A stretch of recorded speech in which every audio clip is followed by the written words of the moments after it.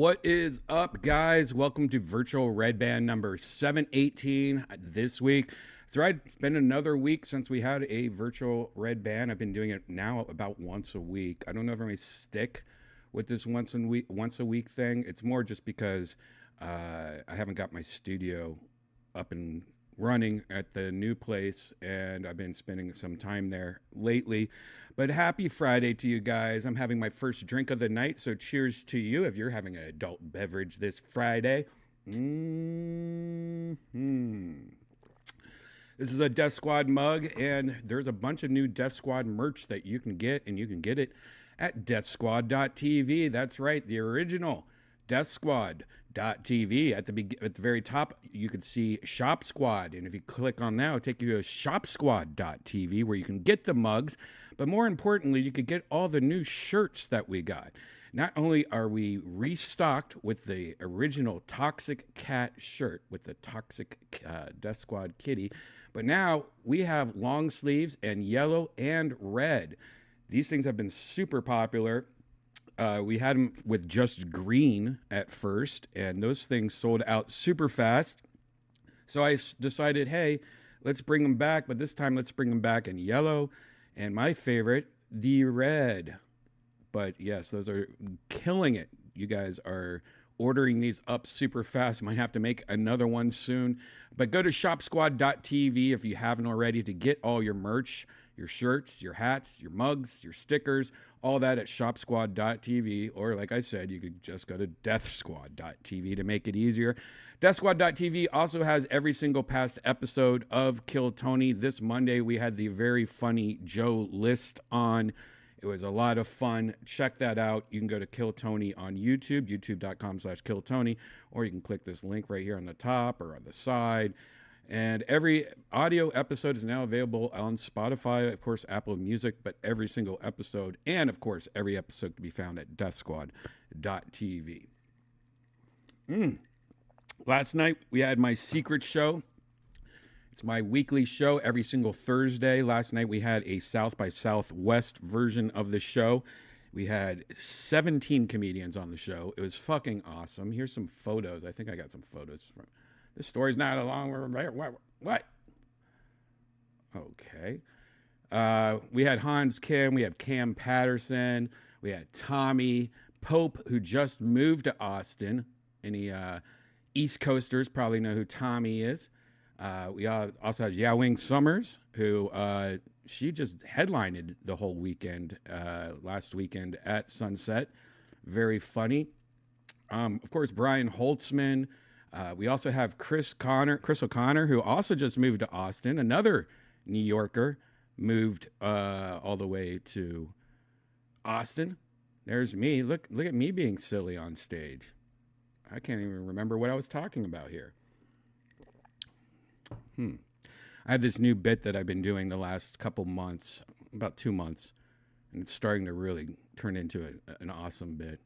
Ashley Barnhill, you might know Ashley. She's David Chappelle's opener. She opens up for David Chappelle. Always great to see Ashley at the Secret Show. And of course, Christina Mariani, you might know her. She works at the Mothership. She's been on Secret Show a ton. She also opens up for Theo Von once in a while. Very funny. I love Christina. And this is last night. In the middle of the night, we woke up this is at the studio. We woke up to the sounds of lightning. There was a thunderstorm coming through. And being up in a 45th floor of a building during a thunderstorm, lightning storm, is pretty crazy because I don't know. It's just you're up so high in the rain and like the lightning and stuff like this. Like you could see like you were pretty much as high as where the lightning starts, which is just it was trippy. And the rain and the wind being up that high, it's just a whole different experience. I actually prefer it. I feel safer, even though I'm in a big metal tower. I think, if lightning hits the tower, it's probably got lightning rods on it or something. It's probably not as scary as if like lightning hits your house. But Yeah, it was kind of cool seeing a anyone ever been up high in a building during a lightning storm? Totally different. And of course, yeah, we already know about that. Anyways, go to DeathSquad.tv if you want to come see a secret show right here at the very top. It says Sunset Strip Comedy Club. Click on that and it'll take you to sunsetstripatx.com. That is where you can see all the shows. This week we have tons of South by Southwest events. So unless you have a pass, I don't think you can go to these events. Tonight we have David Jolly on in 10 minutes. You have 10 minutes to get to Austin Sunset Strip. But yeah, South by Southwest Festival is taking over our whole venue. Tomorrow, though, you can see Trace of Lime for $10 if you want to check out some music at 10 o'clock. But there's shows all week long. And, you know, we got Black and Mild right here on the left, which is Cam Patterson's show. We just have the Good Evening News Live, which is just an awesome live YouTube show. It's so funny. I got to watch it this week live. I went there. The shit is so funny. It's really funny. You got to check out last week's episode if you can. Something really funny happened about my friend. His buddy sent him a rap song that he made, like a music video. And my buddy didn't check it out for a long time. He's like, I don't want to watch my friend's rap music. That's ridiculous. And he finally watched it. And man, he showed it to everybody. It's so fucking hilarious. But anyways, my show is every single Thursday. That's a weird font. What's going on here? Anyways, it's every single Thursday. Starts at 8 p.m., 7:30 if you want to watch Yonder Wizard do the pre-show music. Go to sunsetstripatx.com, or you can go to DeathSquad.tv for everything I just got done talking about. Sunset Strip, Kill Tony, Shop Squad, boom, DeathSquad.tv. Hi, guys. How are you guys doing in the chat? Did you miss me? It's cool doing once a week. A little bit because, one, when I do these virtual Redbans so much, I mean, I was doing them like 3 times a week, I think. Was what I usually did. See, I usually did Tuesdays, Fridays, sometimes Saturdays, I guess. Yeah, about 3 times a week. But that's like 3 times a week, about 7 hours a week, or 7 hours an episode for both part 1 and part 2. My brain feels a lot better. My eyes feel a lot better. It is nice doing it once a week because there's not much VR news. So once a week kind of like, oh, there's a lot that happened in a week. But not this week. This week VR news has been very, very slow. So this is interesting, doing it once a week. We'll see. I want to do it at my new studio, though. I think that'll be fun. I need to work on that part. I need to just upgrade everything. I wish I had. I wish I could edit Kill Tony at my new studio. I can't do that yet, so I still have to come back here to edit Kill Tony. I can't do VR there yet.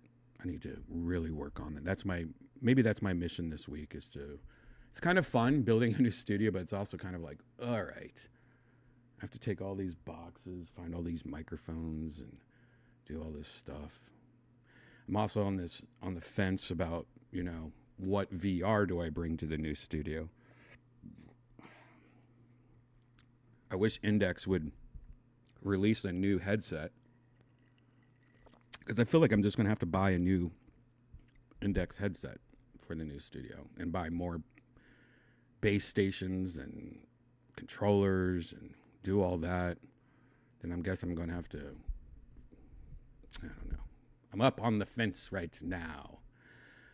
This episode of Virtual Redban is a chill episode just because there's not much news. But, lately you guys in the chat room have been having some good suggestions of things to check out. So I might call on you in a bit. Maybe you guys saw something cool in VR or electronics or something later we could take a look at.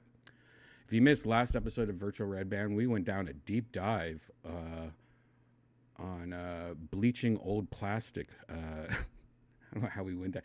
I got this old Japanese TV, and it was one of those things where it was white plastic, and because it's so old, the plastic had turned yellow. You might have seen this like on old Game Boys or old Nintendos. And we went on a deep dive of how to make that white again. And there's actually spray you can buy on Amazon. But we also found that hair products work on it also.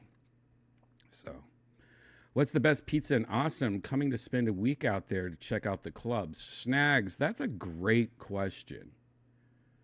One thing that Austin, in my opinion, fails at, or Texas in general fails at, is pizza. I don't know. I'm from LA. LA has, I think, really good pizza. Before that, I lived in Ohio, the Midwest. We had like Detroit styles. We had a lot of different pizzas there.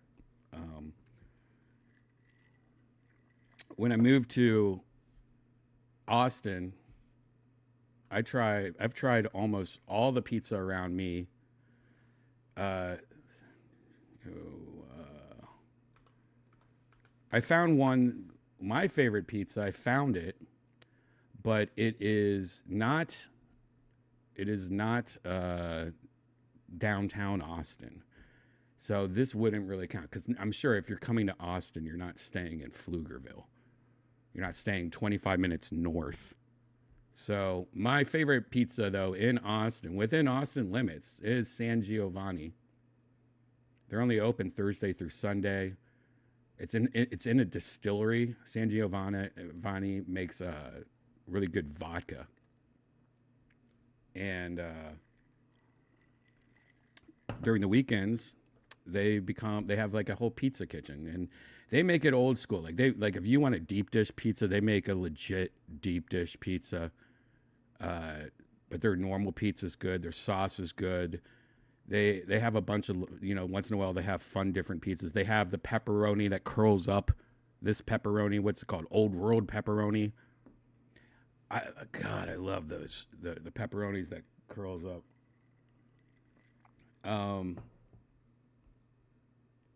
I highly recommend this. But again, this is not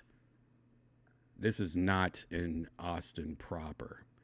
Now, I did find a new pizza place downtown. I have to actually pull out my phone and look at what the name of it is. And this is I guess a chain. I'm not saying like it's like Papa John's or anything, but they have a few locations. So I think they started in Dallas, but I really love this pizza. The only problem though is I don't think everyone's going to love this pizza. The only reason I love it, because it is a straight up copycat, or maybe it was copied on, of Donato's Pizza. I'm from Columbus, Ohio originally, and Donato's Pizza was my favorite pizza. If you're from Ohio and you know Donato's, you get it. A lot of people are addicted to Donato's Pizza. Young Jamie from JRE, Tony Hinchcliffe, us three share in common that we all love Donato's Pizza. Jamie a little, probably the most. But anyways, I found this pizza place by me called I Fratelli. I think that's how you say it. I Fratelli. And their pizzas are not circle. They're like ovals. But they taste, it is my new addiction. It tastes exactly like Donato's Pizza. And it really depends what kind of style of pizza you like. I like my pizza a little bit thinner. I like the pepperonis that curl up. Like, these are not 100% the pizzas that curl up, but they're pretty close to it.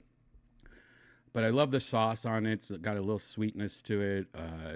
I love the thinness of this pizza, the crunch of this pizza. I do recommend this pizza. It's called I Fratelli. I don't think it's the best pizza in the world. Oh, they have a bunch of locations. I'm 1, 2, 3, 4, 5, 6, 7. They have about 20 locations. Um, yeah, it's all over Texas, I guess. I just found out about it. Look, this is not even. This is Dallas. Oh, there's just 20 locations in Austin. Where's Austin at? Here's Houston, so I need to go over here. That's San Antonio. I need to go up a little. Yeah, there's 2 locations. Where's this one at? Oh, wow. Ow, wow. So, yeah, there's one downtown on 15th Street. So if you come visit, I don't know. Maybe check that out. Again, I don't know if you'll like this pizza. This might be just, I grew up eating Donato's pizza, and this is the closest pizza to that. Earl Skakel in the house. Oh, yeah. Earl's in the chat room. Bruh. What's up, Earl? Earl needs to come back to Austin. I don't know why Earl just doesn't hang out in Austin, man. Have some fun, Earl. You come to Austin. Earl, you should be out here for just a week, doing spots everywhere. Have a comedy vacation. Earl, you should come out this week, man. There's a bunch of music going on. It's South by Southwest, man. A bunch of music. He's got some deep dish pizza for me. Oh, yeah. Baby Godzilla. Baby Godzilla. Baby Godzilla. I love deep dish pizza also, Jay. It's really good. I usually order, I'm one of those suckers that orders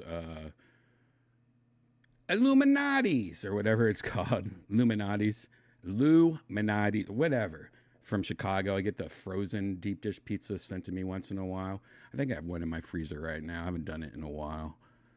But I used to do that all the time just because I love a good deep dish pizza. It's hard to, a lot of these pizza places don't do deep dish right. They just, they just have it thicker. They just, oh yeah, this is deep dish. It's just thicker crust. But that San Giovanni place that I told you about, that's a good one if you like deep dish. I like Detroit style, but nothing tops thin cheese pizza. Yeah, Detroit style is okay. It's not my favorite. I do just like a thin. I don't like crust as much as most people.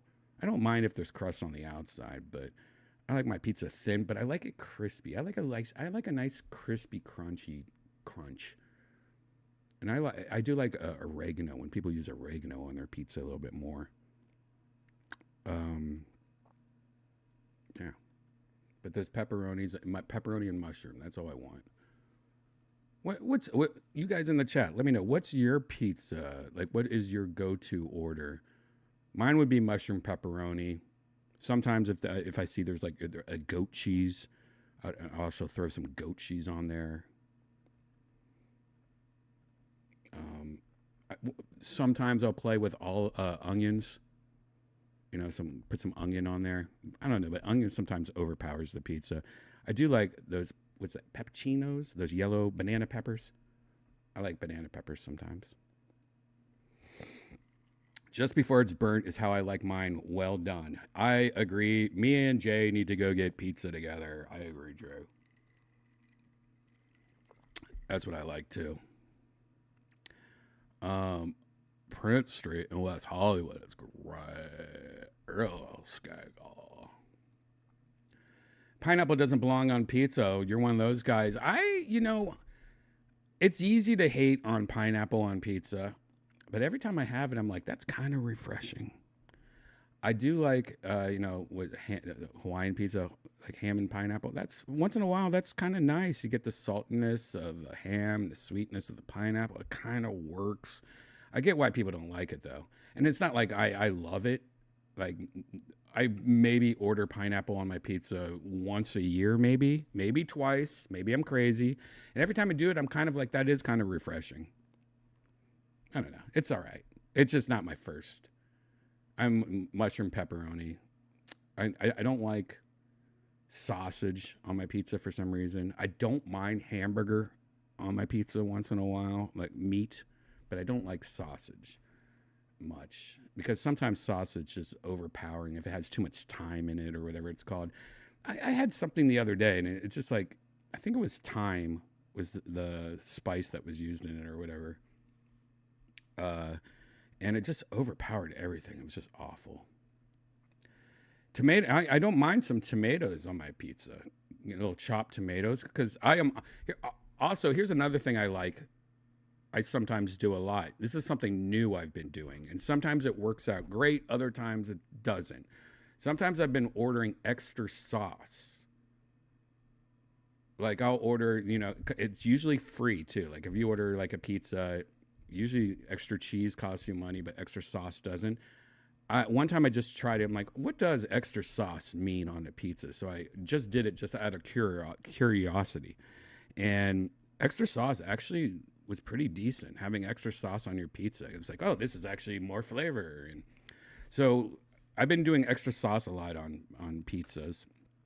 And I would probably say 90% of the time it's a good idea. There is that the few amount of times where I get extra sauce on the pizza. I'm like, okay, this guy was just being a dick, and he just poured triple times the sauce.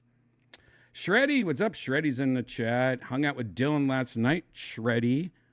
Dylan looking fresh. Got a white members only jacket with his white bleached hair. Looks like a pop star. Shreddy says, I just had a buffalo mozzarella pizza with little pepperonis and the best tangy sauce ever. Buffalo mozzarella.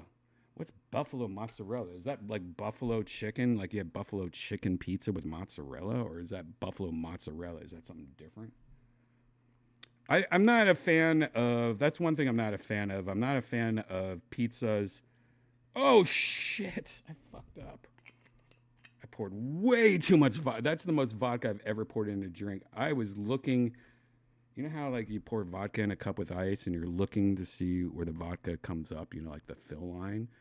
I was looking, the line was actually here. I was looking at a ice cube that I thought was the fill line, and I almost overfilled my whole drink with vodka. So this is, I literally have, oh my God, a splash, room for just a splash. All right, let's see how bad this is. You might see me puke right here, guys. Oh my God, this is the worst. Oh.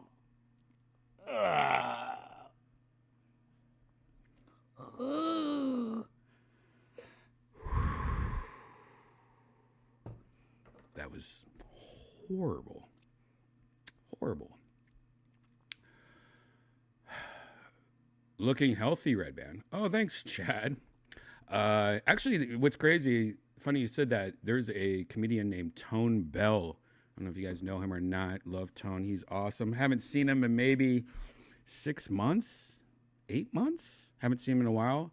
Saw him last night, and he said the same thing. He kept on going, whoa, dude, you look amazing. What the hell? What? I don't notice it, but I have lost, let's see. I have lost about 28 pounds. 28 pounds in the last year. I know that seems crazy. When COVID, I gained a lot of weight at COVID, guys. I'm just going to tell you that right now. COVID, I just pretty much took a nap for 2 years. But yeah. And what's crazy, this new studio downtown, I'm close to everything. I'm like a 5-minute walk to my club, a 5-minute walk to the mothership, 5-minute walk to almost every place. I'm like centrally located, so I don't need to Uber anymore. So I just walk everywhere, and it's a lot of walking.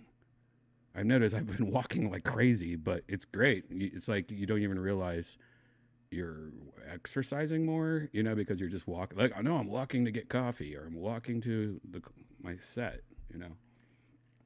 So I feel like since I've moved there, I've only been there for like a month at the new studio. The more I hang out at the studio and the more I walk, I feel like I'm just going to be shreddy McSkating through weight more.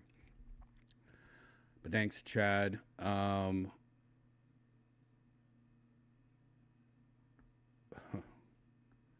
Where's the green tea at? You're right. Maybe I should smoke a little green tea. In love. In love with the cocoa.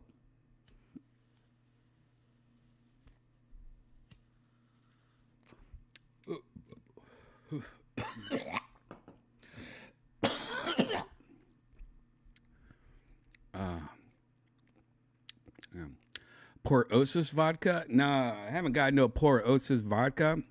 I wish they would give me. I wonder if they would give me free vodka if I just promote it. They should send me some free vodka. Because honestly, vodka is one of those things where I drink Tito's. Sometimes I don't. Sometimes I drink this other local brand. I forget what they're called, like something Eddie. I think Deep Eddie or something. I don't know what the fuck it's called. But vodka to me all kind of tastes the same. I've never really. Some of the shittier, cheaper vodkas, sure, there's kind of like a little bit more of a taste to it, I guess you will. But like, I think why I like Tito's is that vodka is usually just, if it's cold and it's pretty smooth, I think cheaper vodkas tend to not be as smooth. But they also say you could take cheaper vodka, put it through a Brita, Have you seen that? You can take like a $5 vodka and put it through a Brita filter like 10 times. And then if you were to compare that vodka to like a expensive vodka, it like tastes exactly the same. So vodka to me, I'm not a loyal vodka guy. I mean, I'm loyal with Tito's just because they're from Austin. But I'm not that loyal in vodka. So if they start giving me some vodka, hell yeah, I'd be like, what's their name of their vodka company again? I'd be, yeah, Bear Vodka, Porosis. That's not Porosis? Is that what it is? It is weird, like comedians owning alcohol companies. You got Brendan Schaub. What is that? Thick Monkey? Thick Boy? Is it called Thick Boy? Is it whiskey? I don't even know what it is. I think it's called Thick something, right? It's called Thick. Is it called? Am I going crazy? Am I being rude right now? It's not called. Is it called Thick Monkey or something? Whatever that is. I haven't tried that, but I heard it's good. But I tell you one thing that I think the person that does it right, Ron White's Tequila Company, that is legit tequila. I remember when he first started that company, started doing that. This was back in LA. He invited me to his house. He was having people over at his house. I don't know if I've told this story or not. This is a pretty funny Ron White story. I don't know how long ago this was. I'd probably say it was like 3 years. Let's see, 2019, 18. I'd say this is about 2017.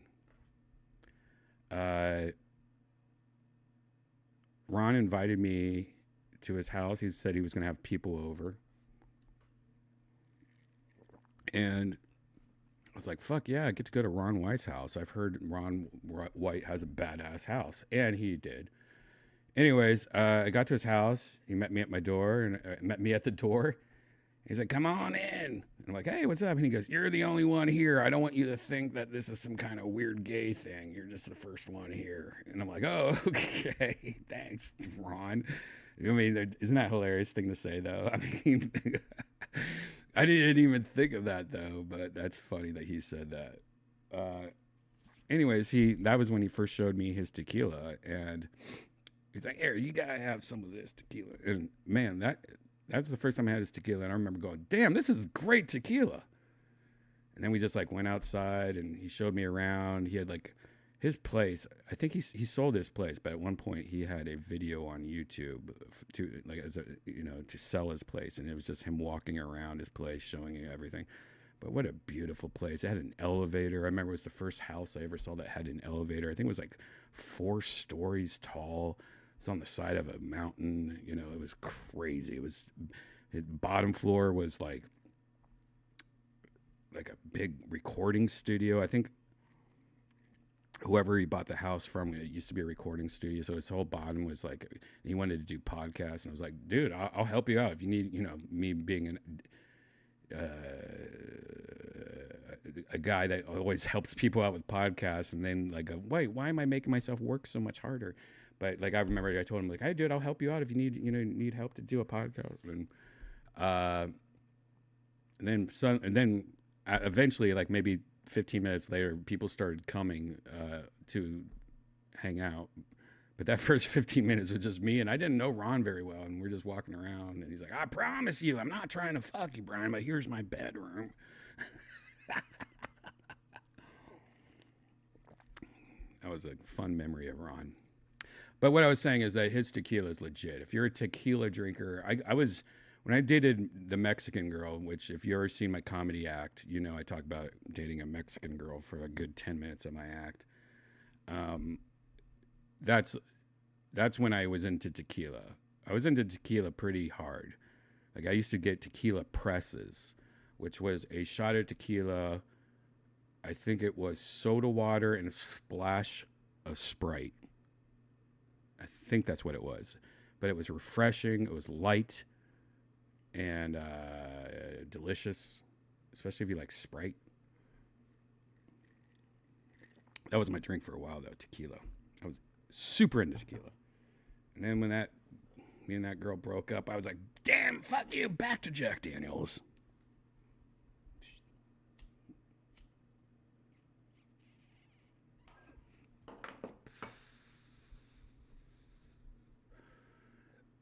What did I do this time, Catall?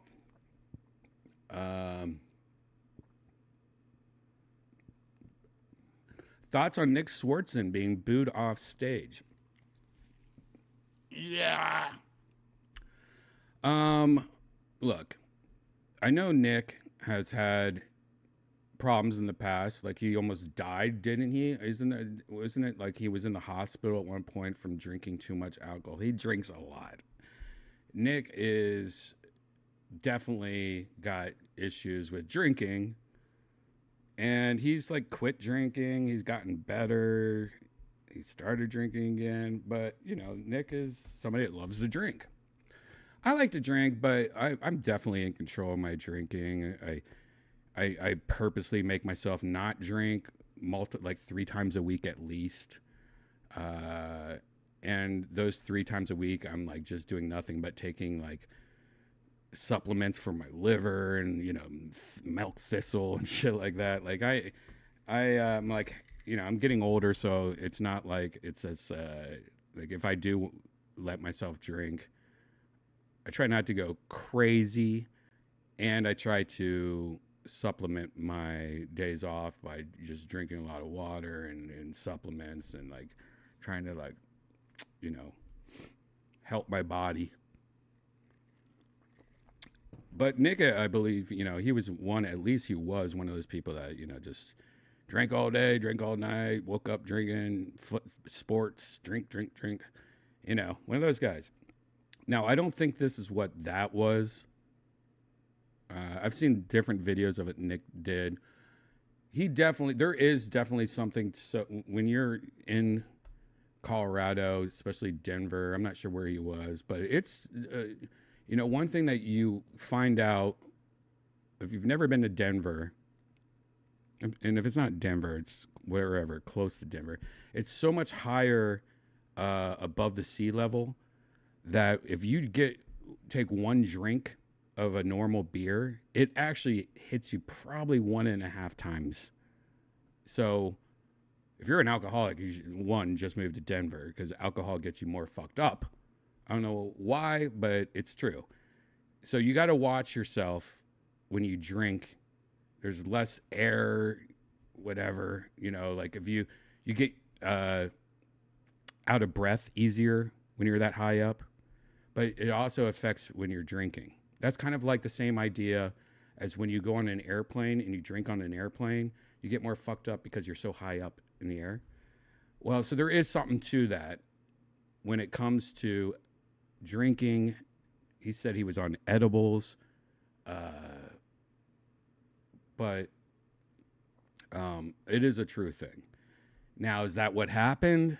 I would like to say it's a little bit of both. I'm sure he was partying pretty hard, normal style. He's probably drinking the same amount he drinks everywhere, but now he's in Denver, so it's almost one half. So if he drank, let's say 10 beers, that's 15 beers, all right? But if you're smoking and doing edibles on top of all that, I could see that. It's unfortunate for him that that happened. You know, I think Ari Manis, you guys might know Ari. He's in the chat room a lot. Ari's also been in virtual Redban before. Ari is opening for him right now. He's on the road with him. And I bet you they're having great shows. I bet all the shows are fine. That is something you do have to worry about, though, and something, something I learned a long time ago is, you don't want, when you're a comedian going on stage, I have a problem. Like, I don't see it yet. I'm only on my second drink. Now this drink is like I'm drinking a martini right now. But one thing that happens to me, it's always been this way. After my second drink, going into my third drink, I start to slur my words a little bit more than most people. Like, I have a problem where my mouth is so lazy that after a couple drinks that the first thing I just start slurring more than normal. And I've always had that. I wish I didn't. And it's not too bad. It's not like I'm not like that. But if you guys have been listening to Virtual Redban for a while, you can hear it in these episodes. And because of that, I know as a comedian, when I go on stage, how much I can drink, like to a T. I can drink 2 drinks max before having to go on stage. Now, if I'm on my third drink while I walk on stage, that's fine. Not what I like to do. I like to be 1.5 drinks, bringing my second drink on stage, But it's something I just know my body. I know how my mouth reacts. I know how everything happens. So as a comedian, that's something I actually have to focus on. I didn't used to. I used to just be like, drink, drink, drink, go on stage. Oh, that sucked because I slurred and I was wasted. Drink, drink, drink. Okay, that sucked. I was slurring my words and forgot stuff. And then once I found out exactly what my formula was, then I was like, okay, no, I could have the benefits of being a little bit more relaxed when I go on stage, but not slur my words. I have to stay under 2 drinks. And that's something I don't think every comedian does. I mean, Nick is an old, seasoned professional comedian, and I would think he would have some kind of timeline or of like how much has he drank before he goes on stage. But I think every comedian, for the most part, does. There might be once in a while you're just feeling good and having fun and like, I don't care, I'm just going to do this set drunk, But me personally, I try not to have more than 2 drinks before I go on stage. That's like a thing that I do. And then right when I get off stage, then it's like, all right, it's party time. 5 drinks now. So it sucks when I see a comedian have that happen. But when you put in the how where that happened at and being so much above sea level and the effects that alcohol does to the body and stuff, I could see where he just made a mistake. I don't think Nick Swartzen's probably fine. He's probably fine. And if he's not, my buddy Ari Manis will make sure he is, because Ari Manis is a good guy, and Ari will get to the bottom of it.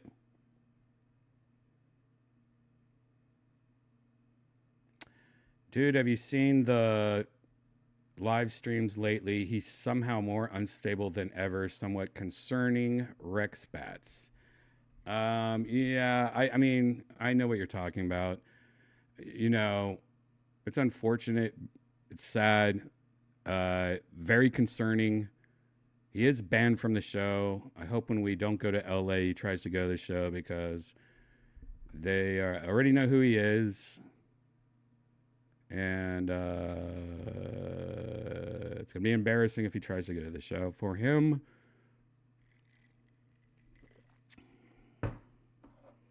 And then, yeah, don't know what else to say. You know, mental issues sucks. It's not cool.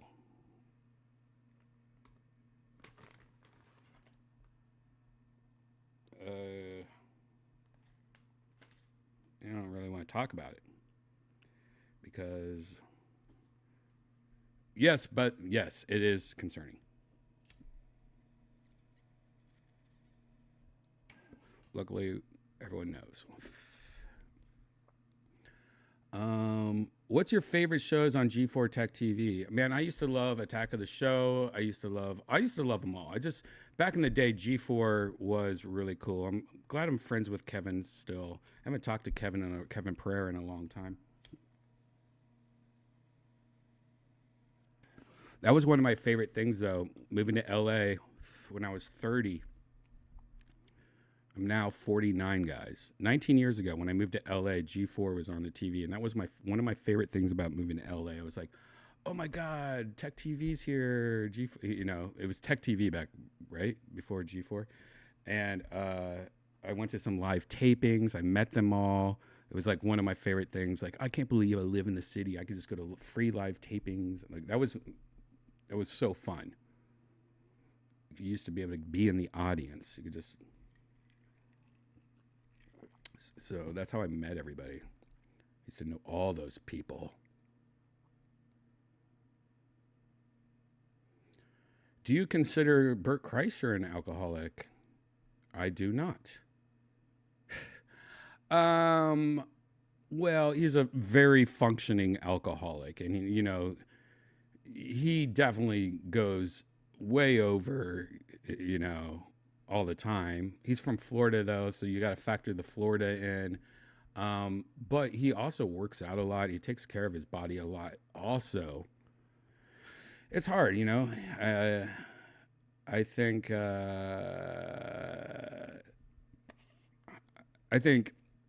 if he was an alcoholic, he's doing it right by focusing on recovery, I guess, for his body. He's a functioning alcoholic. I mean, he just shits himself once in a while, guys. He just shits himself and shows everybody once in a while, guys. Just a couple times.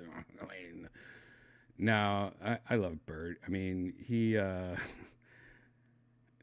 all right, what am I lying here? No. Doug Stanhope, he's like Doug Stanhope. Doug is a good friend of mine. Doug drinks a shitload. He doesn't really work on himself on his days off of not drinking because he doesn't have days off drinking. No. I would say that Doug and Bert are probably on the same level. I don't know who could drink more. I would probably put my money on... Well, now I'd probably put my money on Bert. But old school Doug Stanhope, I'd probably have my money on Doug. Just because Bert has more fat and shit to soak in the alcohol. So I think he has an advantage. But I don't know. That's interesting. But I would put them as the same. I probably drank as much as Doug and Bert at one point in my life. Like maybe 10 years ago. 10 years ago. I was probably at the Comedy Store every night, getting blacked out. I'm trying to get away from that more. Just, I can't handle the hangovers anymore. It's like your body telling you, all right, party's over. Make a baby. Go to bed.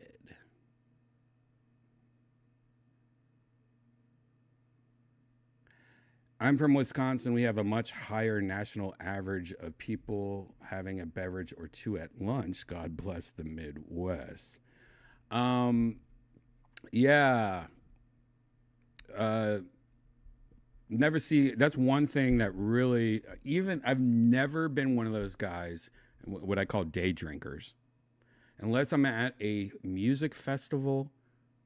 Like if I'm at Fish or Grateful Dead, or if I'm out like an outdoor Lollapalooza or something, then drinking kind of is okay. But I've never been a guy that's like at lunch going, you know what? I'm gonna have a beer. Or no, it just sounds gross. If it's daylight, I can't really drink. Maybe some dinners, I'll have a glass of wine or something when it's still daylight out. But for the most part, if it's daylight, alcohol just sounds like I'm drinking barf. It's gross to me. And I think when you're an alcoholic, you're one of those people that wake up and go, "Oh no, I'm so thirsty for a Miller Lite right now."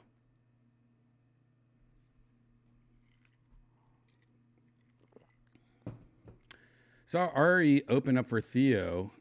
He killed for a bunch of super rednecks. Ari's great, man. Ari's great. Ari also mixed with Theo's is a very good combo. Oh, what's up, Shane? I have a lisp. Surfaces once in a while. I blame my massive tongue, Shane. Yeah, I would say I have a lisp. Lisp. Lisp. I want to blame it on my tongue. I don't know. Do I have a lisp? I know some things I say weird, but I think that's just I have a lazy mouth, guys. I don't know if you know this. If I was an animal, I'd be one of those animals that just like made noises, and you'd be like, "Oh, I understand." Like one thing I've been doing lately, and this is on purpose. I've been doing this to my girlfriend.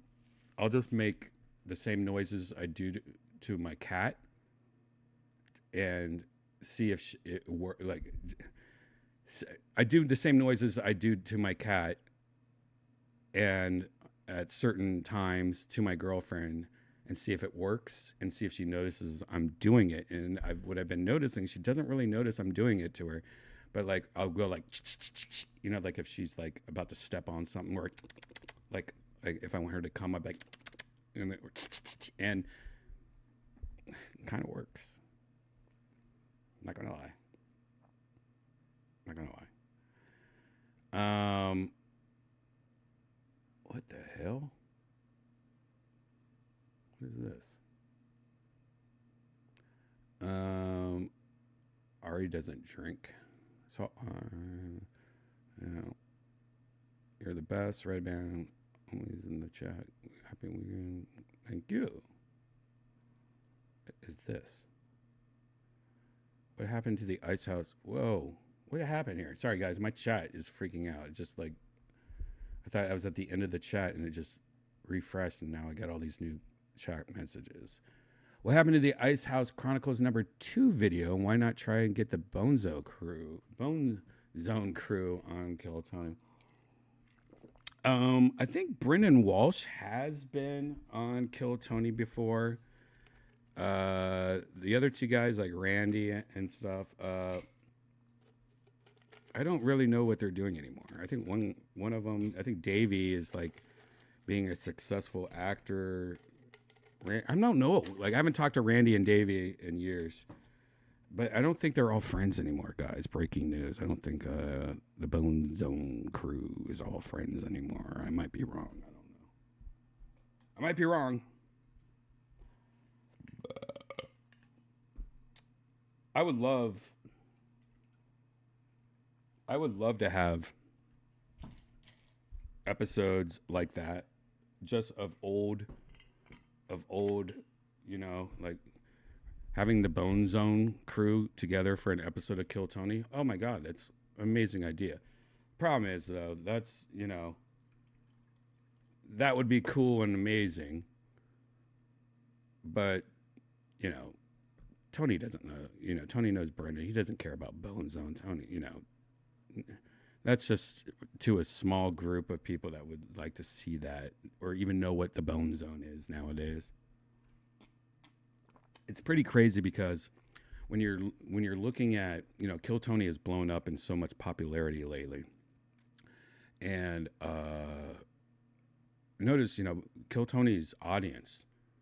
We have like, the dream audience for what a lot of people in marketing and Hollywood love. I think our audience is like 16, 18 to like 35 is like the majority of our audience. And a lot of these people are just finding out about Kill Tony recently. Maybe not even, fans of stand-up comedy. Maybe just fans of YouTube videos. Or, when Cam got on, we got a lot of people, younger people from TikTok. So there's like this huge new crowd of people that are into Kill Tony, and they don't know any of the past. They don't know, half the comedians that come on are like, who's this bitch? And it's just like, dude, did you just call Harlan Williams a bitch? Like, what the fuck? So it's good and bad. But, I have to deal with the shit a lot because there's like, who's this old creep, on the show? And I'm like, oh, I guess I'm just forever known as the old creep now. None of these people have seen the old Ice House Chronicles, sure, and they don't even know who Joe Rogan is, probably. Oh, no, that guy from UFC. I don't know. It's pretty amazing, the power of your audience changes so rapidly, and now it's like, who is fans of Kill Tony? Fans of comedy or fans of Cam Patterson because he likes rocks, or who? It's interesting, and it's interesting looking at all these new comments and seeing like people that are new to the show, watching the show, and then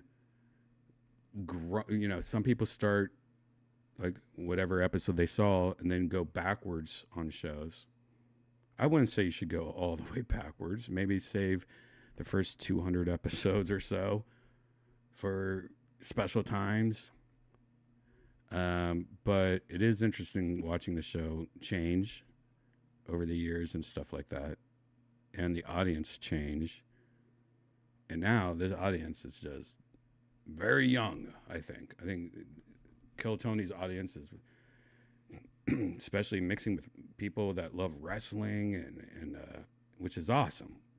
We're doing something that every podcast wishes they could do. We're finding the coolest audience ever, mixing with wrestling fans, with comedy fans, with sports fans, whatever, gaming, like nerds and freaks, and it's great.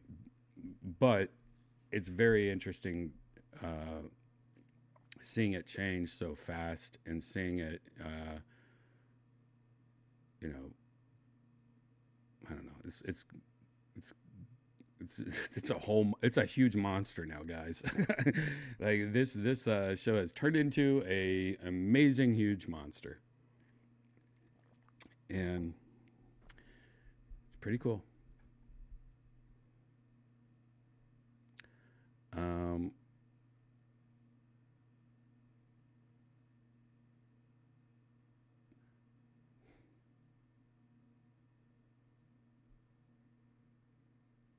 Did you see the clip of Brendan Schaub rolling his trug?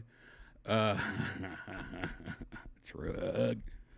Yeah, I did. I don't know when that happened. Like, when that video came out of him doing that, does anyone know when it happened? Because I had talked to Brendan, like he was in town, and I went out to dinner with a bunch of people, and Brendan was there, and he brought up that he had gotten in an accident. I'm guessing that's it. Yeah, it has to be. Unless, does he get in accidents a lot? Like, has he been in an accident? Unless he's just like, yeah, but it's crazy. I don't know what else to say about that. Oh, you know what? This is something I'll say about that real quick. It's crazy. I watch a lot of car accident videos. I mean, one of my favorite videos channels is the Tesla Cam video. I've been on it before, I think. Yeah. Let me just show you real quick. Wham Bam Tesla Cam. So Wham Bam Tesla Cam is a YouTube page, and they are constantly putting up videos. And the cool thing about this is, and you can find, there's a video of me on this. I shared my video. See, the cool thing about when you have a Tesla is that you have like a shitload of cameras all over your car. If you don't know that, you should know that, because what's cool is anytime you see something fucked up, you could just hit record and it will save it, and then you could post it on your YouTube or whatever of traffic. And how many times are you driving in traffic and you're like, I wish I had a dash cam. Well, imagine like your whole car is a dash cam, and you have a dash cam on your left, on your right, behind you, in front of you, above you. Like the Tesla has so many cameras, so when shit goes down, you hit record, and oh man, the videos and the things you see. Well, Wham Bam Tesla Cam, they're almost coming up on 1 million subscribers.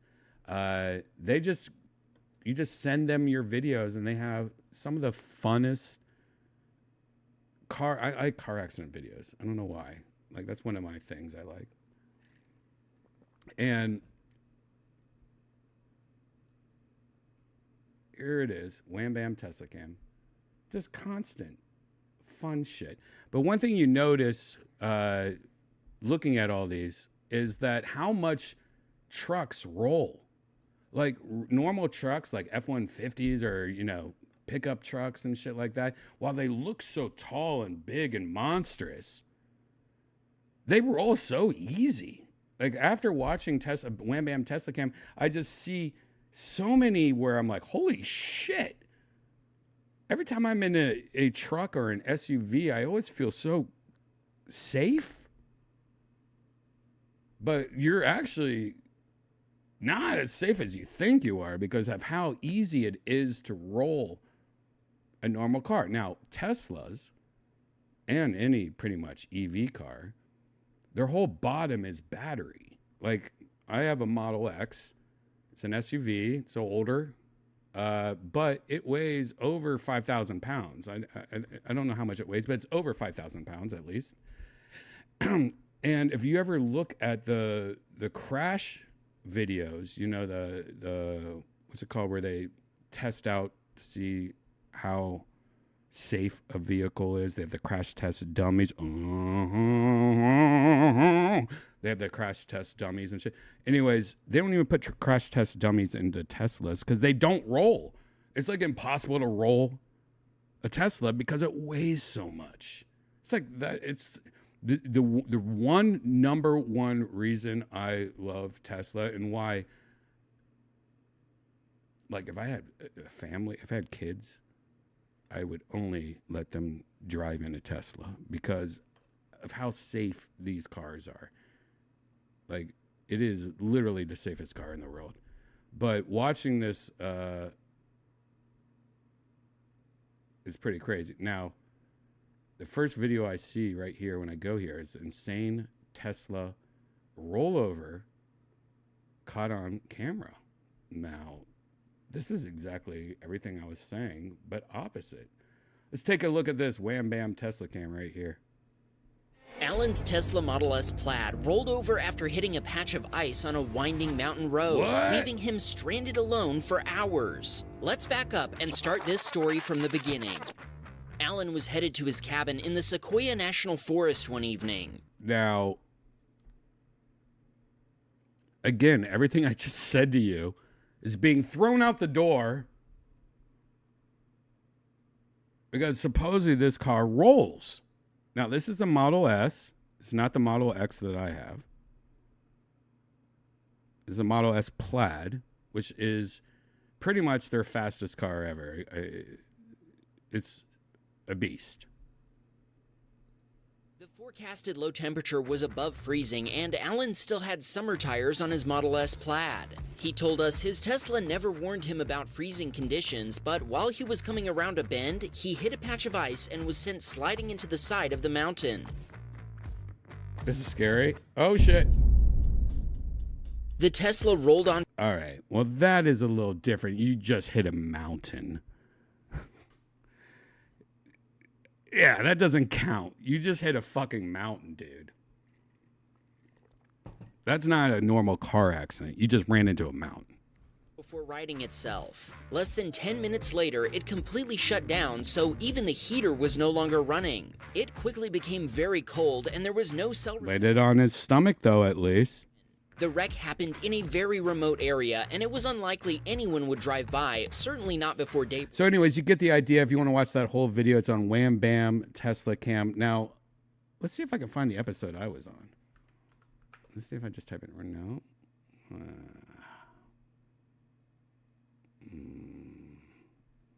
on, let me see if I can.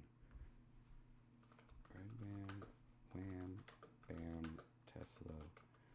Yeah. Oh, here we go.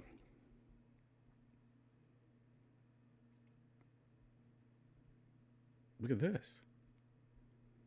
This is when we first moved to Austin. This is on Wham Bam Tesla Cam. A cool website called Wham Bam Tesla Cam or something like that. Hold on, did Brian Redban just mention Wham Bam Tesla Cam on the Joe Rogan Experience, the largest podcast in the world? It's just, it's such a great idea. It's just people send in all their Tesla Cam videos of all the accidents and stuff. And it's amazing. Some of the videos you watch, like, you're so safe in a Tesla. Wow. Did I just repeat myself? When did this video is 3 years old. I hope you're satisfied. Yep, this actually happened. After this, we started chatting on Twitter, and Brian promised to share some of his own Tesla Cam footage from his Model X. We told him we'd add some special effects, so he doesn't have to crash his Tesla just to make it into an episode of Tesla Cam Stories. We're looking forward to your clips, Brian. Let's dive into this week's episode, because we've got a crazy video of a Tesla being shot at. Thomas was driving his Model 3. All right, where's me? I just care about me. You have to wait till the whole episode? Oh, that was it? Oh, I think this is not the same video. Oh, this is the first time I ended up sending him a video. Oh. Yeah, that's right. When I got a flat tire. That's not the right video. Where's the real video? Oh, I think it got taken down. I think I remember it got taken down because it had some JRE stuff in it or something. Maybe? Yeah. Oh my God, I forgot. I think I was on like an episode later and I sent some video and they used some JRE footage or something like that. And I think the whole video got taken down. I think he told me that. I'm like, man, I'm sorry. I didn't know. I don't know. 911,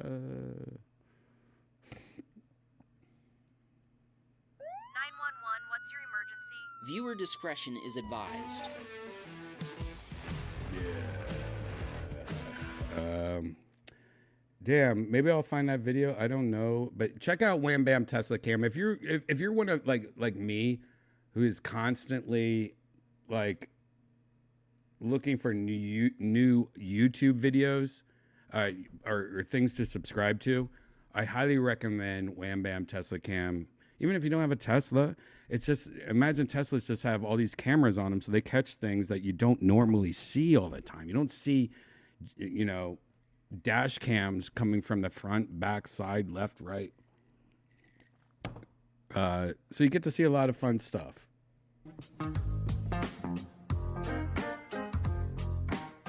Look at this. Like, see, that's the side camera. Erland says it was a close call and maybe even a Christmas miracle. David was driving his Tesla Model X in Charlotte, North Carolina when he was unexpectedly involved in a major car accident. Keep an eye on the right side of the screen as David... Yeah, do you guys like crash videos, like crash cam videos? was approaching this interstate overpass. Whoa!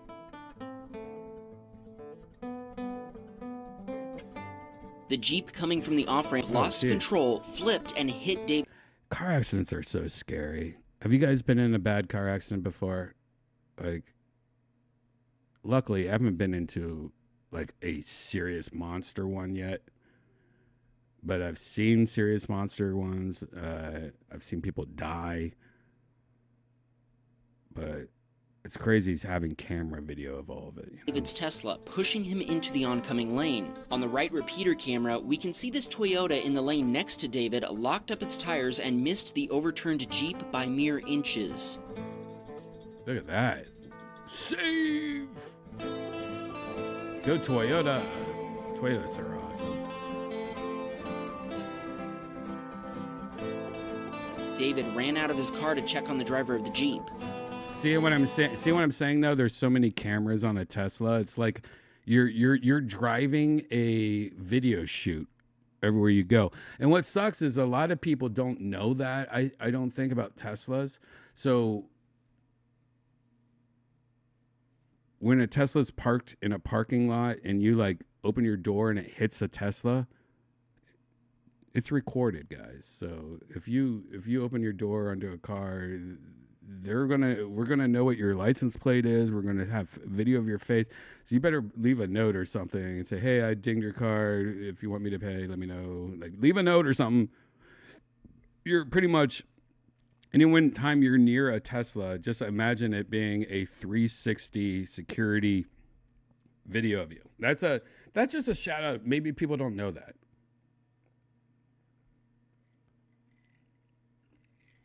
When you're near a Tesla, it is like having a 100% a security system, like the best security system. I mean, you're being filmed. That's what I'm trying to say.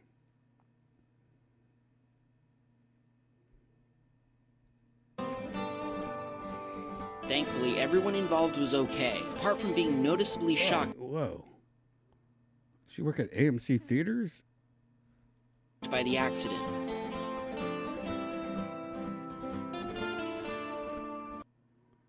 Car accidents are so scary, man. Yeah, never park by a Tesla. You know how many people's dicks I have? Like, people like walk next to my car and then pee in between the cars. And literally I'm recording their dicks. I don't know why it's always been guys, though. It's never been women, but I got multiple guys' dicks, faces, full-on video. Like, I haven't been saving them, but the more I think about it, I should save all these people. They're probably presidents of companies. You know, like this. Oh, what? You're the president of Subway sandwiches? Hey, just so you know, I have a picture of your dick. $1 million?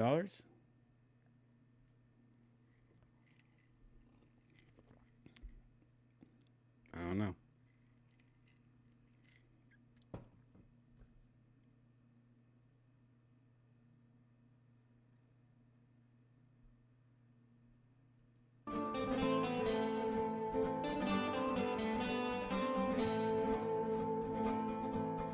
The repairs for David's Model X will cost $30,000 and will take 2 to 3 months to complete. The other driver's insurance wasn't enough to cover that, so David had to utilize his underinsured motorist coverage to make up the difference. The police, medics, and fire department all responded to the scene.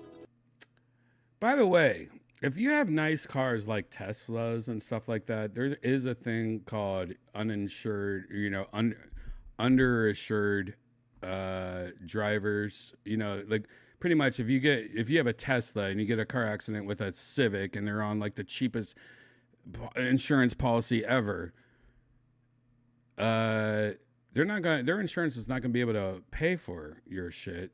So a lot of times there's an option for uninsured or underinsured It's like not that expensive. I highly recommend you do that, by the way.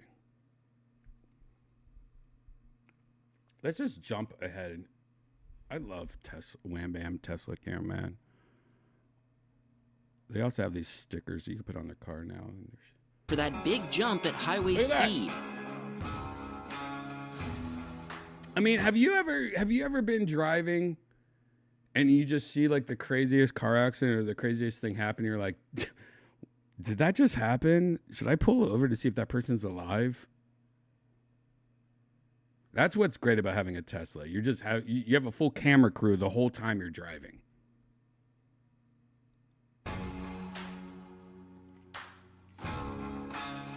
The pickup gets some major hang time before putting its suspension to the test when it comes crashing down. Everything turned out okay, but Trent is pretty sure the pickup driver was on his phone when this happened.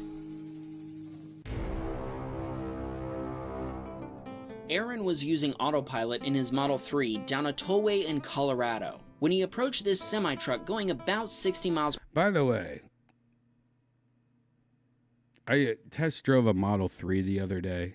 I mean, my Tesla was in the shop, and one cool thing about Tesla is like if they're fixing something, they usually just give you another Tesla, not the same model, just so you can like, oh, this is what a Model 3 feels like, or this is a Model Y or a Model S.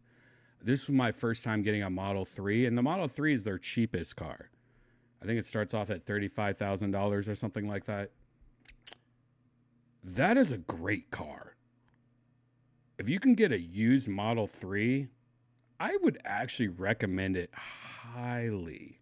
If you want a cheap-ass car, I mean, you have to understand the charging network. And if you live in an apartment and you can't plug it in and you're not near a supercharger, think about it a little bit more. But if you have a house or an apartment where you have a plug and you can charge it in, and I mean, learn about how much charge you can get from an outlet. And, you know, you live by a Tesla charger, just get one. Anyways, Model 3 is a fun-ass car. It's like a little dune buggy, a little go-kart. I recommend it, especially the Model 3. Wham Bam Tesla cam, by the way. The Model 3 just went through a new... Their Model 3 went just through a new... They just redesigned the Model 3. They made it look a little different. They added some new features to the Model 3. This is not an ad. I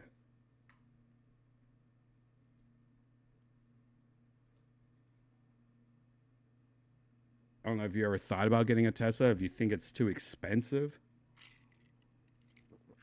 The Model 3, though. This brand new Model 3 right here. Look, sexier, man. The new front headlights. The back is different. They also have... That's a sexy back. New back headlights. You can lease it from $329 a month, guys. Oh, you need a car payment that's cheap? $329 a month is pretty freaking good. And again, this is not an ad. I do have stock in Tesla. I guess I'm supposed to say that, right? But this is not why I'm saying this at all. I am just a nerd, and I like this new Model 3. Like, let's just take a look at this. I want to show you something. Learn. I need to learn. All right. It goes up to 341 miles on a charge. I wouldn't. That's something when you learn, that's like perfect driving conditions. I would say it's more like 290 miles. What's this? So it now has a strip around the whole interior, like a lighting lighting strip that you can change its color. So like you want your car interior lights to be purple, pink, red, whatever. It's got a big screen in the middle.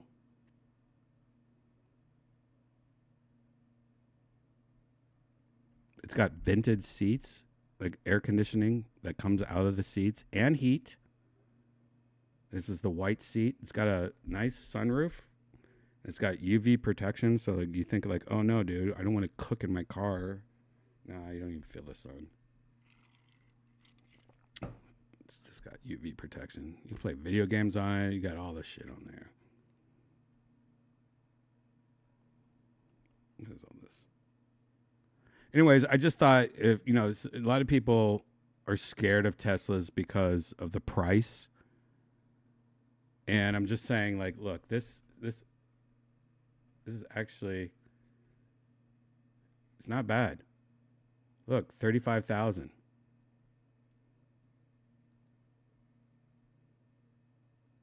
Lease starting at $329. Now, this is, you can pay a little bit more and see your miles. This is the important thing. This is the thing I'd recommend. If you can, pay the extra, get more mileage.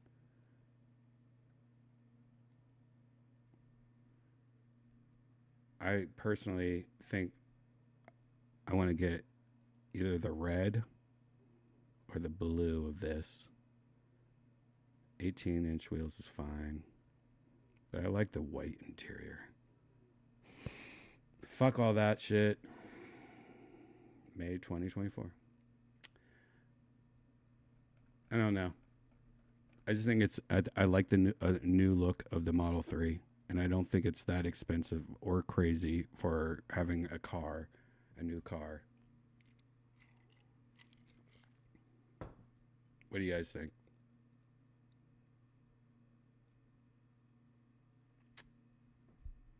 Uh-oh. Tippy poo. Bring, bring. Darth Crater, $5. Thanks for the tip. Glad the band is doing trumpet sounds like Paul Deemer again, especially during Williams' rants. Rest in peace, Paul Deemer. I miss Paul. Love Paul. The new horn guys, though, are really good. And they're a crew. If you haven't seen the latest episodes of Kill Tony, we got these 3 new guys doing horns, and talented as they're talented as fuck. Local Austin musicians that just are talented as fuck. So it's interesting. You know, you look at the old Tonight shows, you look at the old talk shows, Johnny Carson and stuff, and when they have a band, they have like a full-on horn section. Kill Tony just got a full-on horn section. It's pretty fucking crazy, and they're so talented, and they just have a look. They all look like people that you wouldn't think played horns. You know what I mean? They all look like, oh my God, they're going to kill me. They're going to kick my ass. And then they're like, they pull out a flute. And you're like, what the hell? Like they all play, like the other day, one of the guys was playing a flute during pre-show. I'm just like, oh my God, I'm not supposed to see that. It looks like, what's the guy? Bad Lieutenant. No, wait, the guy with the shaved head. It was a cop. It was a police drama on Netflix or something. It was a Bad Lieutenant or something. And it's like seeing this badass, The Shield. Is it The Shield, maybe? You got anyone know what I'm talking about? And anyways, it's like, wow, look at this badass cop. And he's like, and I was like, whoa, doesn't make sense. Damn, I don't even know if it's a Bad Lieutenant. I don't even know what I'm thinking of. I remember a lot of people liked the show, though. It's like a cop that was bald, that was badass. Blue, something maybe. The Shield. Yes, it was The Shield, starring Michael Chiklis. Thank you, Boba Fett. I never saw The Shield, but everyone was so addicted to The Shield. I think Rogan was the guy that told me about The Shield. And yeah, looking at the photos, yep. That's our new horn section, or horn section. Is that what it's called? Oh, that's so fucking funny, dude.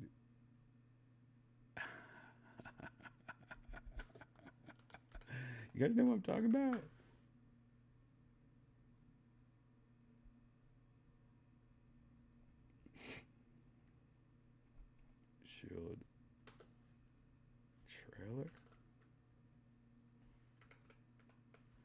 can't show you this because I'll get copyright struck. But we could at least maybe watch a little bit of it. You guys know what the shield is? This is the horn section of Kill Tony now. All right. Let's do this quick. Maybe fast. We'll do it fast. We'll do it fast so we don't get copyright strike. There it is. Playback speed 2 times. See if this works. I'm a different kind of cop.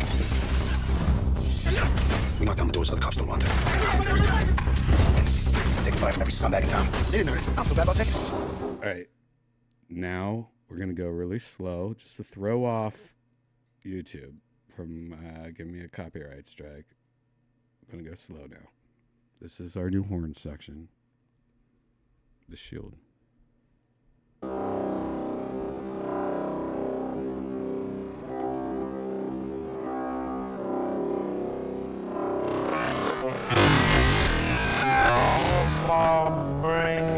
That's David Jolly right there. All right. The guy in the middle is on our horn section. I don't know these other 2 guys. You know what? This didn't hold up right. I never saw the shield.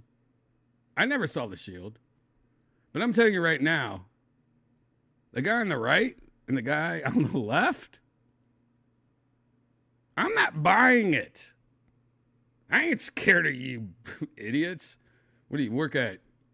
What's that Halloween place that only opens on in old places like old Panera Breads and Halloween Town or something like that? Yeah, the 2 guys with you work at Halloween Town. Is that what's called, Halloween Town? Why doesn't that sound funny? Or sound right? Halloween Town? Guy on the right. Dude, I ain't scared of you. You get your hair bleached. Wait. Oh, that ain't happening. And wait a second. Our horn section guy on the right, he's facing his gun at the cameraman. What is this, Rust? What is this? You a Baldwin, bro? You're not even facing the gun at the person that your partner's kicking right now. I'll take a look at what you got going on under Wait a second. your roof. You know, it might be good. You know, I'm not gonna, you know, a lot of people love that. A lot of people, like, seriously told me that is an amazing show. And I'm not gonna shit on it. I heard the Shield's amazing. But anyways, the Shield is now the horn section of Kill Tony. Him and his Shield friends. Right? Yep. Thank you for the tip, Darth. I went and seen Bill Burr tonight, and oh my God, was the crowd all so drunk? It was fucking annoying. Where do you live, Locust? Was it in LA or was it on the road? You know, Florida is some of the most annoying audiences in the world. Comedians hate going to Florida because the audiences are usually drunk and loud and obnoxious and annoying. So that's why comedians a lot of times hate on Florida. So it'd be interesting to see if Bill Burr was in Miami tonight or if it was just like Van Nuys or something. But God, here it goes again. The chat just refreshed and now I just got 100 new messages. Oh my Lord.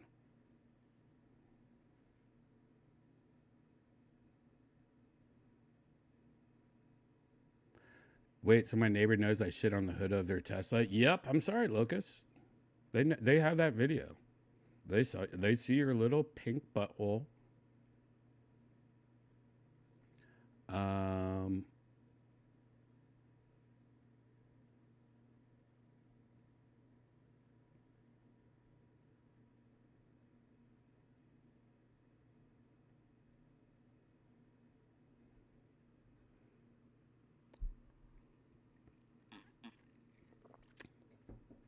I want a Tesla so bad. Little Spoogie, you could probably get a pretty cheap Tesla nowadays. You can get a Model 3 with like 100,000 miles, probably for like $15,000.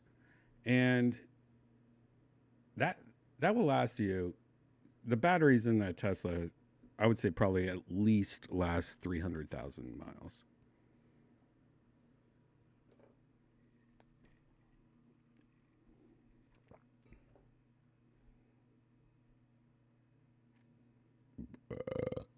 I'm scared of driving. That's why I want a Tesla, and I'm only in my 20s. Oh, little Spoogie, don't drive then. If you're scared of driving, your parents not teach you how to drive. You know, I get it. Driving is scary, especially nowadays. And especially like I live in Texas, and it's like you're on the defense. It's nice when you're all working together to drive together, but in Texas, you're definitely defense heavy. And it's just like, no, you're pretty much driving around. It's like playing a video game and you don't know who's the bad guy. You're just constantly like reactions, like get ready to find who the bad guy is when you're driving home. Oh, this guy's retarded. This guy's retarded. I mean, it's pretty bad in Texas. Some of the worst drivers in the world, by the way. Confirmed. Like me and Janice talked to an Uber driver the other day, and he was telling us how bad drivers were, and we're like, we know. And he was from Detroit.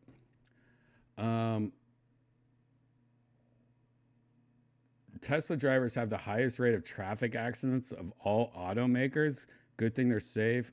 That ain't true, dude. That ain't true. I mean, I don't even have to look that up. I know that's not true. You know who's the worst? BMW drivers. I think BMW drivers or Honda, the Honda bump, man. But BMW drivers always tend to be really bad. Mustang drivers always seem to be bad because they're always showing off and being gross everywhere you go. But I would say BMW drivers are probably the worst. Mustang drivers probably too. And just like random like old Toyota Corolla people or something. You know, just that old car that you're just like, how'd you get a license? Oh, you don't have a license? Oh, that makes sense.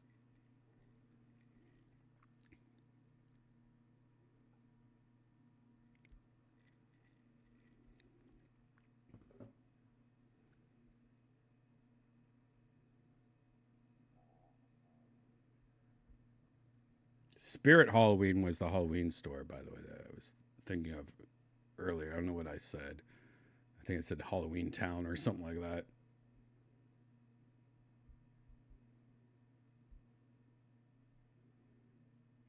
Elon said only 5% of drivers actually come to complete stop at stop signs. Yeah, they call that an LA stop sign. I think all of us agree what a stop sign is, and the beauty of stop signs.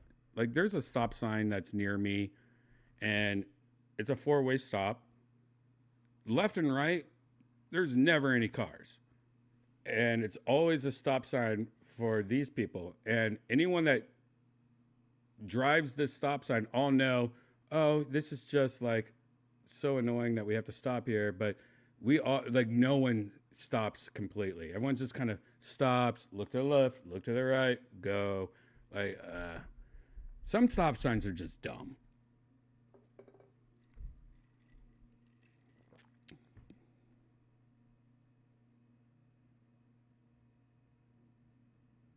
What's the difference between a BMW and a porcupine? On a porcupine, the pricks are on the outside.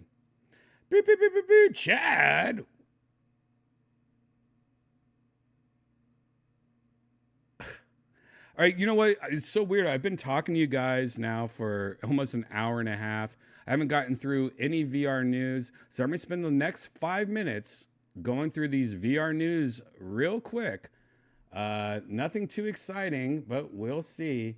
The first thing is I love Wallace and Gromit. Did you guys know that Wallace and Gromit is coming to Walkabout? You guys like golf? You like Wallace and Gromit? It's crackling toast. I always make sure I report on Wallace and Gromit news. And I guess Wallace and Gromit is coming to Walkabout Golf. Well, here's a picture of it. Anyways, I guess it's coming out soon. They have a new playground to explore against the backdrop of mini golf. Fans of Wallace and Gromit will have a new game soon. The upcoming $4 Wallace and Gromit add-on is coming to Walkabout across all devices on Quest 2, 3, Pro, PSVR 2, Steam, and Pico. You guys, if you haven't played, if you guys like golf, one of the best games is Walkabout Mini Golf, and they have all these extra add-ons. And if you love Wallace and Gromit, it's highly recommended. Anyways, it's the game's 27th update, with Ice Layer released this week being the 25th.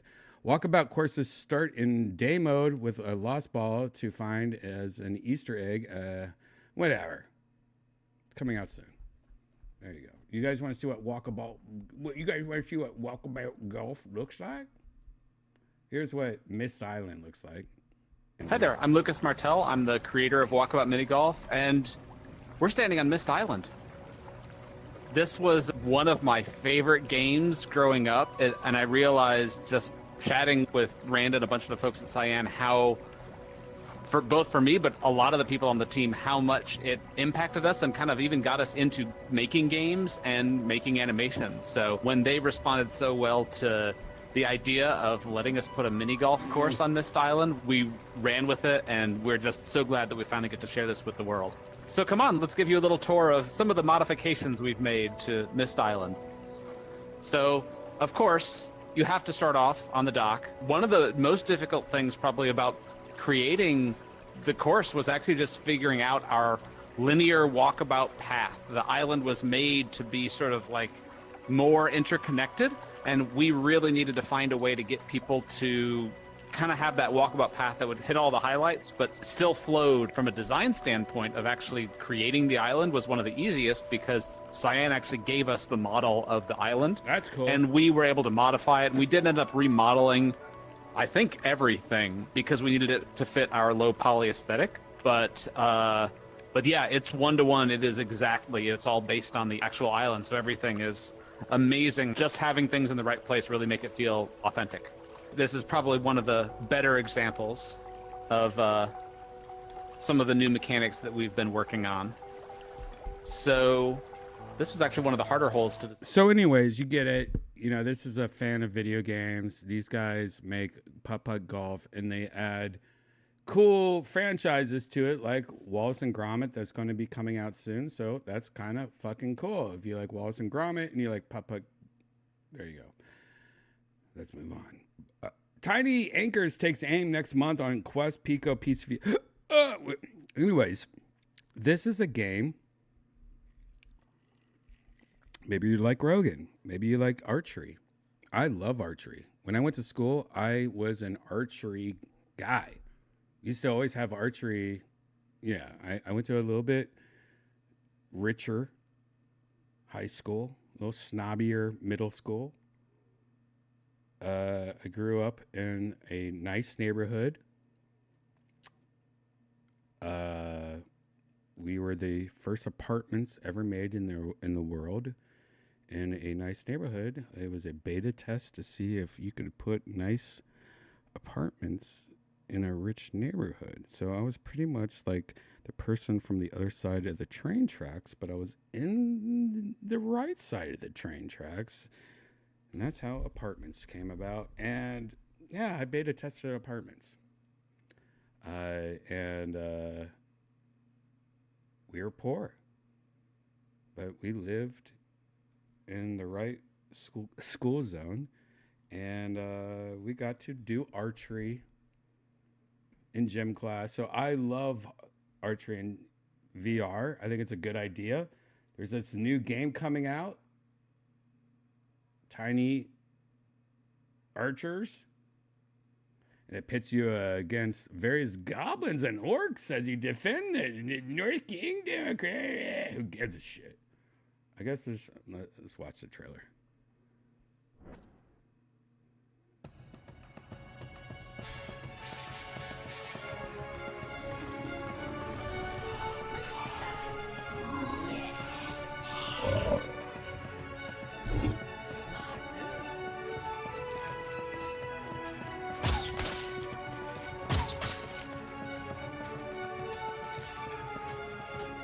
That looks fun. Dude, VR archery is actually pretty nice. As good as guns are, something like pulling back using 2 controllers and pulling back like a bow and arrow in VR, it works. Kind of like pool. Pool works in VR too.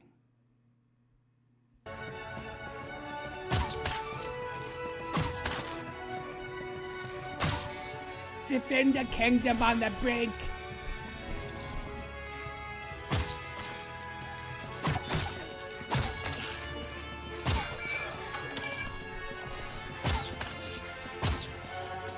Ow!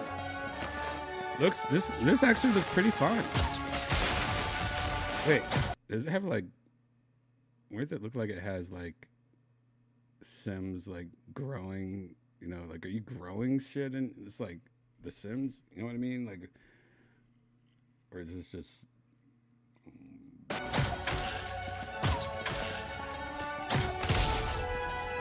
guess that's just background. Sure, the graphics ain't amazing. Anyways, there you go. This is a long trailer. Let's move on. TCO launches crowdfunding campaign for Ray Neo X2, the first standalone AR glasses. Yes, we got the new Apple Vision Pro came out. The Redban stories, whatever they're called nowadays, part 2, they're out. The future is wearing a headset. Like a lot of people ask me, Brian, how's the Apple Vision Pro? How's the Apple Vision Pro, Brian? And these are people that have never used VR headsets before. For the most part, I've been noticing, but they know about the Apple Vision Pro because they have iPhones and Apple's selling it, trying to sell it to them. And this is the first time they heard of VR. Wait, Apple has VR, Brian. What do you know about that Apple Vision Pro? This is what I've been saying to people. I'm like, look, in the future, your iPhone, this bitch is going to be on your eyes. Ah, it hurts, Brian. It hurts. Yeah, it's going like Brian. Why? It hurts. It's going to be on your face in the future.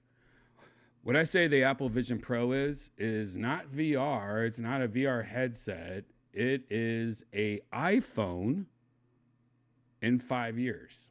In 5 years, we are going to open up our Apple case and we are going to pull out our glasses. This is the sunglasses. And I'm going to put them on and I'm going to be like, watch Avatar. You're driving. Speed. Chat. Hey, Mom. Here, I might FaceTime you. Get in the back seat. I'm driving, Mom. Twitter. Gotta put Twitter over there. Gotta put Instagram over there. And I'm just having all these floating windows everywhere. That is the future of the iPhone or the future of phones. Wearables in general are definitely the future if you didn't know. So invest in wearables. But your phone in this, this came out of nowhere, guys. This is like our phone used to be different. We used to bring, hello. This is going to change again too. This is going to be a wearable. It's going to be in your face. You're not going to be holding a phone anymore. All us people during an age group are all going to have wrist problems called carpal tunnel syndrome and shit like that. We're going to have a lot of problems, but all the people in the future are going to have eye problems. So The future of VR, AR, Apple Vision Pro, and everything is going to be more like this. It's going to be a pair of glasses that don't look like you're wearing a VR helmet. It's going to be normal pairs of glasses. So this realm of shit is something to keep an eye out for. TCL launched the crowdfunding campaign for the Ray Neo X2, priced at $700. See, these glasses can do the same shit. Here is a video. See, instead of having an Apple Vision Pro on, this guy just has a pair of glasses on. And they're trying to make it seem like he's doing the same shit. He knows GPS. That's actually cool. If I can have like glasses that have GPS on it. He's live translating, it looks like, has an XR2 Snapdragon on it. It is live translating a comedian on stage. We're going to have to take those glasses for you, buddy. You're recording video and doing all this shit. This looks like everything an Apple Vision Pro can do, but you're wearing big glasses, no battery pack. The battery life's probably only an hour long, I'm guessing. Ray Neo X2. Supposedly it's going to have a resolution of only 640 by 480 each. But it's OLED, so maybe, you know, because it's OLED, you can go a little lower. It's got a 1500 nits compared to the 500 nits you get from X Real. So it's very bright displays. It's claiming 3 hours of use, and that's probably because of the resolution they dropped. They're pretty much using a lower resolution so they could get a better battery life. But, you know, if it's, you know, good displays, it might not matter. Field of view comparison. MetaQuest 3. Look at this. Wow. So it's got a really bad field of view. That's what it looks like. This is going. It's just 25 degrees? Oh, God. Yeah, look at that. The Quest 3 field of view. That's like the human eye. How much can the human eye see? You want the biggest field of view. MetaQuest 3 is pretty good. I think the Valve Index is actually better than the Quest 3, but look how small this field of view is. That means you're pretty much, yeah, dude, we could do all this. We have this battery life and do all this, but you're looking through a telescope. That's the secret of the sauce. Now I don't care anymore. You have to look through a little hole. $700. I don't care. I lost interest. Vision OS. Apple's new Vision Pro just got a new update. It's now improving personas, Mac virtual display, and more. So it says the improved rendering, improved hair and makeup appearance on the personas. It's improved the neck and mouth representation, the ability to capture personas hand-free. Yeah, I'm going to try this out tonight. I'm going to upgrade my headset and try this out.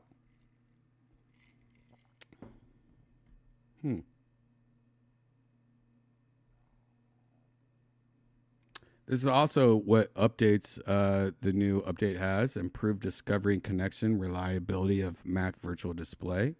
The feature that lets you put the Mac's display on your headset. Volumes, 3D apps, and objects that exist in the shared space can now be positioned much closer to you than before. That's a good update. Most pre-installed Apple apps can now be uninstalled. Well, that's something we all needed from day one. A notification number dot will now... What? Hey! What the fuck fudge sickles just happened? Wait, what happened? Where? Wait.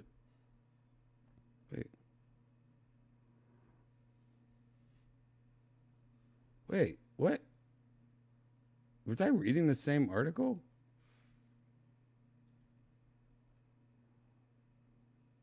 Here we are. A notification dot will now show on the compatible apps folder, which contains installed iPad, whatever. The cursor positioning for the text has been improved. Okay. All these updates are great. Mobile device management is now supported to enable device configuration, deployment, and management for enterprise. What the fuck? Wi-Fi networks with. Oh, I don't care about this. Bug fixes. All right. Well, it seems like the Persona's got a huge update. I'll let you guys know about the new update. I'm going to be completely honest right now. I have not used my Vision Pro for a while.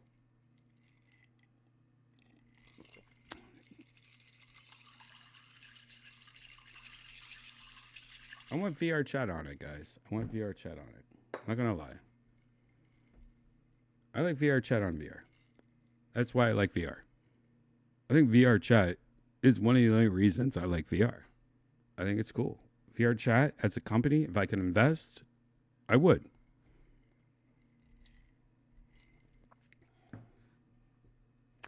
Major League Base MLB Home Run Derby VR scores, a Quest store, whatever. Baseball coming soon. I don't care about that. Apple's new XR stylus patent could describe Vision Pro's first controller. As reported by the Mac Observer, this so-called handheld controllers with charging and storage systems patent was published on February 29th. It's a stylus-like controller that enables the user to input to an XR headset. It includes swiping motion, waving motions, writing motions, drawing motions, shake. Are you talking about a controller, bitch? Dude, Apple's so silly. They're going to release a controller and then everyone's going to use their controller and they're never going to go back to hand ever again. But it's so Apple. What an Apple way to get into. Apple's so Apple. Apple's so Apple. Whatever. You guys want to read that? You can read it yourself. All right, here's a new gameplay trailer. 2 minutes long. It's called Rockin' Roots. It's a story. That's all I'm going to say.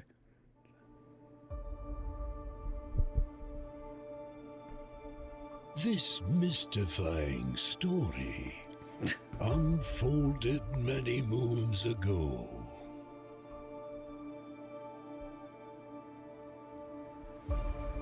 Virtue and malevolence wove an intricate dance between two brothers and ordered them to fight each other. Once upon a time in a faraway land reigned a noble lord with a heart as grand as his kingdom. His reign was marked by prosperity, and legacy belonged to his two heirs. But destiny made other plans, and when the great lord was gone, the youngest son betrayed his kindred blood, causing him to vanish deep into the woods. There he encountered magic, which extended him a helping hand and took his noble side in the struggle for good. Now, these creatures from the woodland realm are your guardian. What is going on? Do you guys have friends that just talk too much? Like, they have to talk too much because they have no one else to talk to, so they get all their talking done every time they see you. I'm the opposite of that. I don't like talking much. But I know a lot of people that like talking a lot. And it's sad. Like, ear beating people is like one of the top 5 things that I hate. Like it's like one of the worst qualities you could ever have when you ear beat somebody and you don't realize you're ear beating them. And these poor motherfuckers are like looking at you side eye going, help me, Brian, help me. And I'm like, this is a bad. Oh, I gotta pee. I'll be right back. And I'll just get out of there. But ear beating somebody is self-conscious of yourself. When you hang out with somebody, always think of everybody else around you. Like, be self-conscious. Don't ear beat people. This trailer is ear beating me.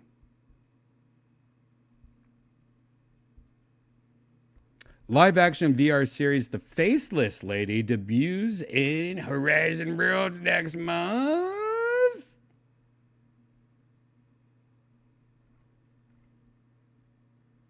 So there's a live action video show.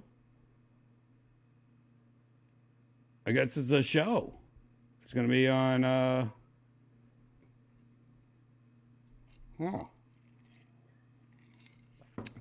it's a show. How much you want to bet it's like, you know, VR actors?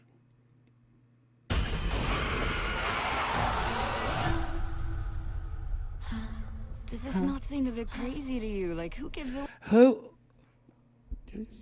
Does it not seem a bit crazy to you? We're walking, me and you, a white person wearing too much denim and a black guy wearing denim. Black guys don't wear denim that tight unless the...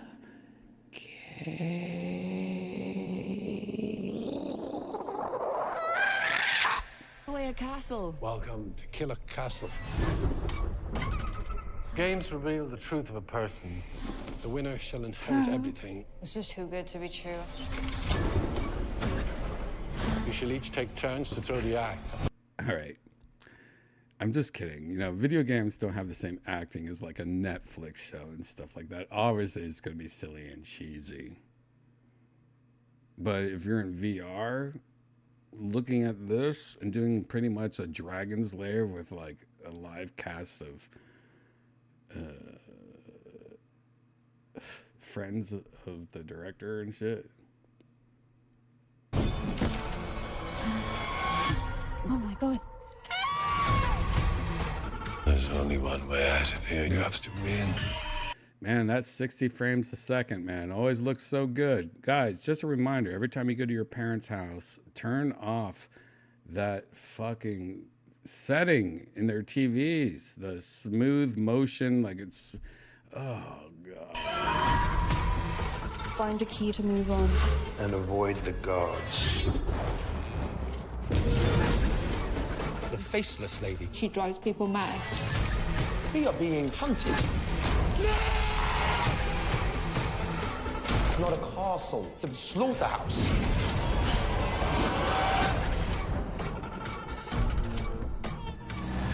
Sure, you know, as not a TV, like if that was a TV series, like coming soon to Netflix, I'd be like, oh my God, I am selling all my stock. No, that was a interesting, that's interesting. Like live action VR movie, choose your own adventures pretty much. Is something like choose your own adventures. Netflix is a thing. You can even do Barbie that way. They have tons of like shows and movies that where you choose your own adventure. As a VR like Dragon's Lair live action, sure, it might be fun. That's one of those things you know. No, like you buy a really expensive headset and then you go, honey, but then you could play your soap operas, you know. Whatever. I don't know what the fuck I'm talking about, but I know what I'm talking about now because. Guys, this comes to the point where part 1 of Virtual Redban is about to stop. if you're new here, Virtual Redban's in 2 parts. Part 1 is what you guys just watched. Part 2 is where I go into virtual reality. And if you don't know what virtual reality is, it's not what you're seeing right behind me. That's my new comedy club in Austin. Go to sunsetstripatx.com. Every Thursday I have a secret show. No.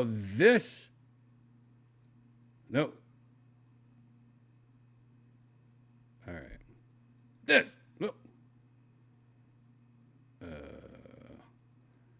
It's this. Hold on.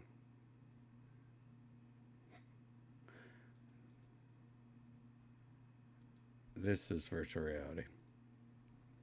And in about 15 minutes, I might jump into virtual reality.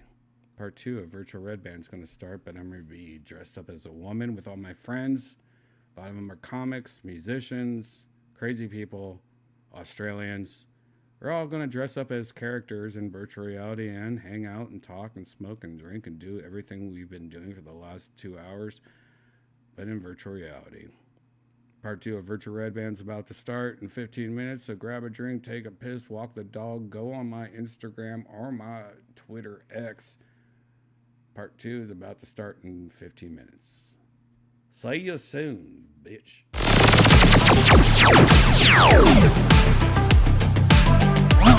Yeah.